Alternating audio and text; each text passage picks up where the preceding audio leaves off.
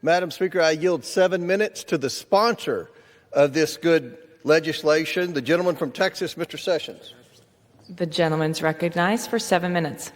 Thank you, Speaker, and I want to thank the distinguished gentleman, the chairman of the Government Reform and Oversight Committee, Mr. Comer. Mr. Comer has begun telling the story about H.R. 8312, Fraud Prevention and Accountability Act, which we today will discuss. But I think it's important that we probably tell a story, because this has two tales, but one truth to it. And that is, the bottom line is that our friends, if they oppose this today, it is because they're embarrassed.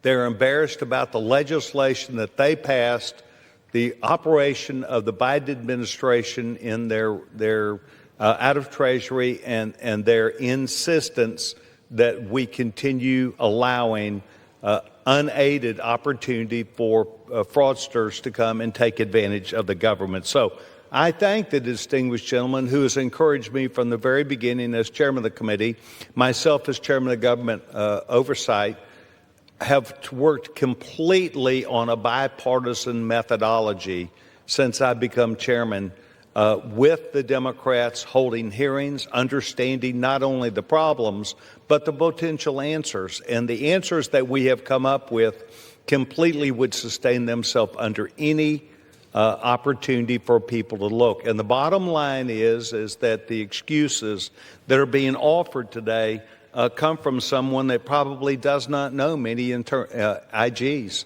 has probably never spoken to those about some fear that he believes exists. So, Mr. Speaker, since 2003, the Government Accounting Office estimated that the federal government has improperly paid about $3 trillion. That means $3 trillion that was intended for a purpose, probably a very good purpose, has gone to people that have taken that money for a different reason, and that means it's an unintended payment.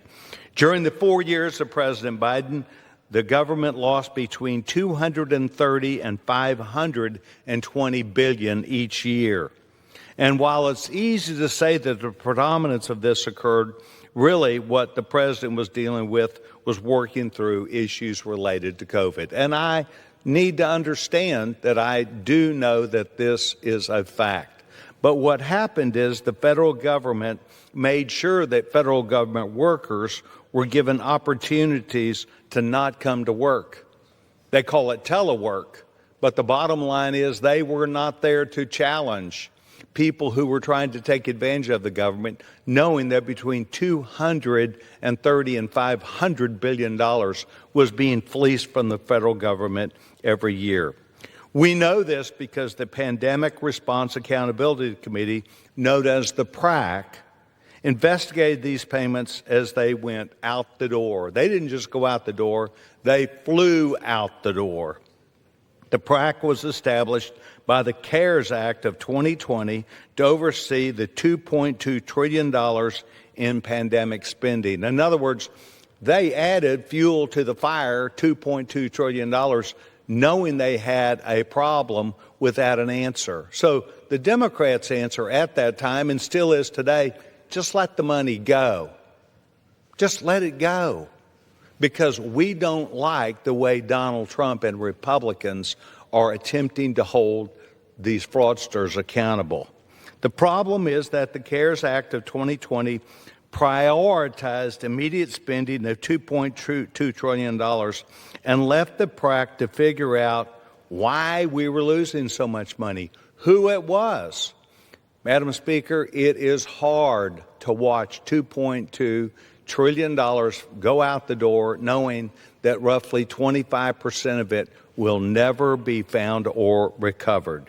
In fairness to the Biden administration, they did recognize the need for an organization that would begin looking at this issue. Today, we take that beyond looking. The Biden administration failed to quickly set up the PRAC and to stop the fraud. Instead, they prioritized payments and ignored the need to learn who was getting these payments, to establish an organization that would know more about what was happening on their watch.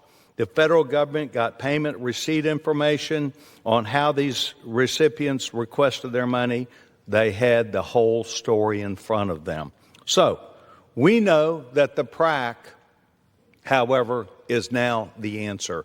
And they have been the answer. Since the creation of the PAC, the PRAC has assisted law enforcement and agency inspector generals and partners across 1,200 pandemic-related investigations with a potential fraud loss of $2.5 billion. Today, I'm here to tell you, after 6 hearings conducted by the Subcommittee on Oversight and Government Operations, it's clear that we have a huge number of people defrauding the government, and the PRAC has lots of data and information. The PRAC has some 1,700,000,000 pieces of data, names, addresses, emails, cohorts who assisted with that, and other data and information that was gleaned through the process.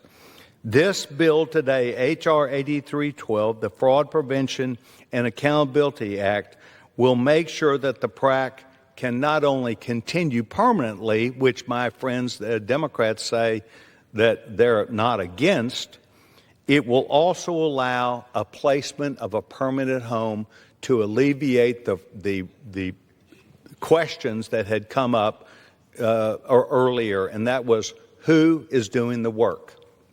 It has been decided that the U.S. Treasury, Financial Services, Financial and Integrity Services will handle this. They are professionals. They are law enforcement, and they have an eye to fraud. So, finally, this bill makes sure that we're never left without proper oversight of funds. We will make sure that no matter the problems that face this nation, we will be prepared. So, this 1,700,000,000 data points that exists, Mr. Chairman, I would ask for an additional 3 minutes. The gentleman's recognized. So we are here on the floor today with this opportunity to come up with what started as and still should be a bipartisan agreement. Instead of sending the money out and then chasing it, we are going to run every bit of this data and information through the PRAC of existing people who receive benefits today. We are going to know that just the word alone of fraud is enough not to stop a payment, but to do an investigation. And it will be done by law enforcement professionals who understand not only authority and responsibility, but they understand the taxpayers' needs. So, Madam Speaker, I want to thank you for allowing this bill to come today. I want to thank the distinguished gentleman, chairman of our committee, and I want you to know this bipartisan bill that started that way still has a chance to end that way. I yield back my time.